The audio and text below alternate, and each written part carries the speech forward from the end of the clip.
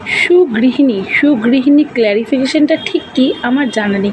সকাল থেকে একটা মেয়ে যখন উঠবে, উঠে তার বাচ্চার সমস্ত কিছু রেডি করে দেওয়া, তাকে স্কুলে পাঠানো, তারপর ঘরের সমস্ত কাজকর্ম করার পর সবাইকে টাইম মতো সবাই আসবে, তাদেরকে খেতে দেওয়া, সেই দুপুরের খাওয়া 4টা-5টা গড়িয়ে যাবে, রাত্রের খাওয়া 12টা গড়িয়ে যাবে, ঘরে আসতে আসতে 2টো বেজে যাবে। তবুও নাকি একজন মা সুগৃহিণী হতে পারে না, বা ভালো ভালো একজন কী বলবো, মানে কর্মঠ না সে আর কি। কারণ তাকে শুনতে হয় দিনের শেষে যে কী এমন করো যে পারো না। কারণ মায়েদের বা বাড়ির বউদের তো শরীর খারাপ হতে নেই, তাদের একটু কোমর ব্যথা হলেও কী করো, বাড়িতে কি গরু ছাগল আছে, হাল বাওয়াতে হয়? বলি হ্যাঁ গো, শুনছো, গরু ছাগল আছে তো, তোমরা প্রতিটা মানুষই তো একটা একটা করে গরু ছাগল। গরু ছাগলরাও বোঝে যে তার মালিক কষ্ট করছে, কিন্তু তোমরা কিন্তু কেউ বোঝো না।